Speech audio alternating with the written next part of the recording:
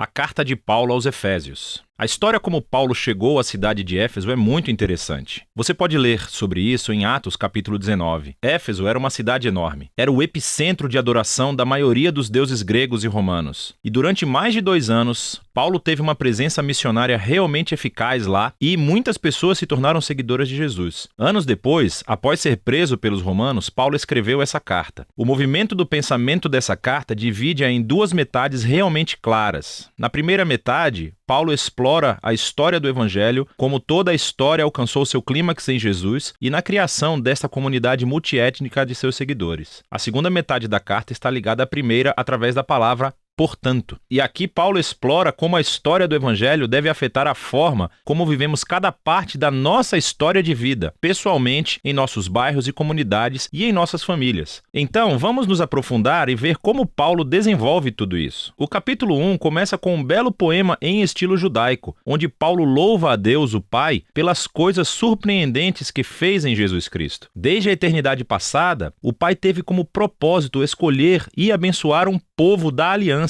Pense aqui na família de Abraão, em Gênesis, capítulo 12, versículos 1 a 3. E agora, através de Jesus, qualquer pessoa pode ser adotada nessa família. A morte de Jesus cobre os nossos piores pecados, os nossos piores fracassos, e em Jesus encontramos a graça de Deus. Na verdade, Paulo diz que essa graça abriu um modo totalmente novo de entendermos cada parte de nossas vidas. Ele diz no capítulo 1, verso 10, que o propósito de Deus era unificar todas as coisas no céu e na terra sob Cristo, que é um título que significa Messias. O plano de Deus sempre foi ter uma enorme família de seres humanos restaurados, unidos em Jesus, o Messias. Esse propósito divino se tornou claro, diz Paulo, quando fomos primeiramente transformados naquela família. E aqui ele está se referindo aos judeus étnicos e à família de Abraão. Mas então Paulo fala sobre vocês, e aqui ele quer dizer não judeus. Todos vocês ouviram sobre Jesus e a salvação através dele, e foram trazidos para essa família pela obra do Espírito Santo. E assim, aqui, ele está se referindo aos eventos relatados nas histórias dos Atos, sobre como o Espírito de Deus reuniu judeus e não judeus em uma única família em Jesus, tal como Deus prometeu a Abraão há muito tempo atrás. Note também como, nesse poema, Paulo começa falando sobre Deus o Pai, e depois sobre Jesus o Filho, e aqui no final sobre o Espírito. Os 3 trabalham juntos quando Paulo conta a história do Evangelho. É muito legal. Depois do poema, Paulo responde com uma oração. Ele ora para que esses seguidores de Jesus não apenas conheçam, mas experimentem pessoalmente o poder do Evangelho. Que eles sejam energizados pelo mesmo poder que ressuscitou Jesus dos mortos e o colocou como a cabeça exaltada de todo o mundo. Agora, no capítulo 2, Paulo retrocede e desenvolve algumas ideias-chave do poema do capítulo 1, especialmente sobre a graça de Deus e essa nova família multiétnica de Jesus. Ele começa recontando a história de como esses cristãos não judeus conheceram Jesus. Antes de ouvir sobre Jesus, eles estavam fisicamente vivos, mas estavam espiritualmente mortos. Eles estavam presos em uma vida de egoísmo e sem propósito, e estavam sendo enganados pelas forças espirituais do mal. Mas, surpreendentemente, Deus, em seu grande amor e misericórdia, os salvou. Ele perdoou todos os seus pecados e juntou as suas vidas à vida de ressurreição de Jesus, e ele também os trouxe de volta à vida. E agora, tendo sido criados como novos seres humanos através de Jesus, eles têm a alegria de descobrir todos os novos chamados, propósitos e tarefas que Deus colocou diante deles. Eles não só foram presenteados com a graça de Deus, como também foram convidados para uma nova família. Antes de ouvir sobre Jesus, esses não-judeus não estavam apenas afastados de Deus, eles estavam separados do seu povo da aliança, da família de Abraão. E por uma razão muito prática, os mandamentos da aliança do Sinai formavam uma linha divisória ao redor dessa família. Eles eram como uma barreira que mantinha a maioria dos não-judeus afastados. Mas em Jesus, as leis da Torá foram cumpridas e a barreira foi removida. Os 2 grupos étnicos se tornam, como Paulo afirma, uma nova humanidade unificada, capaz de viver em paz. Então, Paulo continua no capítulo 3 a se maravilhar com o papel único que ele teve de espalhar essa boa notícia para o povo não judeu. E mesmo estando na prisão, ele agradece a Deus pela chance que teve de ver essa família da aliança crescer tanto. Então, Paulo termina a primeira metade da carta com outra oração. Dessa vez, ele ora para que os seguidores de Jesus sejam fortalecidos pelo Espírito de Deus para simplesmente compreender e entender o amor que Cristo tem pelo seu povo. A segunda metade da carta começa com Paulo mudando de ritmo, e ele começa a desafiar o leitor a responder à história do Evangelho pela maneira como vive a sua própria história de vida. Então ele começa no capítulo 4 com a vida cotidiana da igreja. A igreja é uma grande família com muitos tipos diferentes de pessoas, mas ele enfatiza que eles são um, e um é a palavra-chave nesse capítulo. Eles são um corpo que é unificado por um Espírito. Eles têm um só Senhor com uma fé. Eles têm um batismo. Eles acreditam em um Deus. Isso é muita união. No entanto, diz Paulo, a unidade não é a mesma coisa que uniformidade. Ele continua a explorar como a nova família de Jesus consiste em muitos tipos de pessoas muito diferentes, mas todos são capacitados pelo único Espírito Santo, cada um usando seus talentos e paixões únicas para servir e amar uns aos outros e para edificar a igreja. E aqui ele usa duas metáforas muito legais. Uma é a construção da igreja como um novo templo, e a segunda é que todos estão se tornando uma nova humanidade, com Jesus como a cabeça. E essa nova humanidade é uma metáfora que ele vai usar nos próximos capítulos. Paulo desafia todo cristão a retirar a sua velha humanidade como um conjunto de roupas velhas e a revestir-se de sua nova humanidade na qual a imagem de Deus está sendo restaurada. E ele então segue para essa longa sessão onde ele compara a humanidade nova e velha. Então, em vez de mentir, novos humanos falam a verdade. Em vez de guardar raiva, eles resolvem seus conflitos pacificamente. Em vez de roubar, os novos seres humanos são generosos. Em vez de fofocar, eles encorajam as pessoas com suas palavras. Em vez de se vingar, os novos seres humanos perdoam. Em vez de gratificar todo o impulso sexual, os novos seres humanos cultivam o autocontrole de seus desejos corporais. Em vez de ficar bêbados, os novos seres humanos vivem sob a influência do Espírito de Deus. E ele explica como era essa influência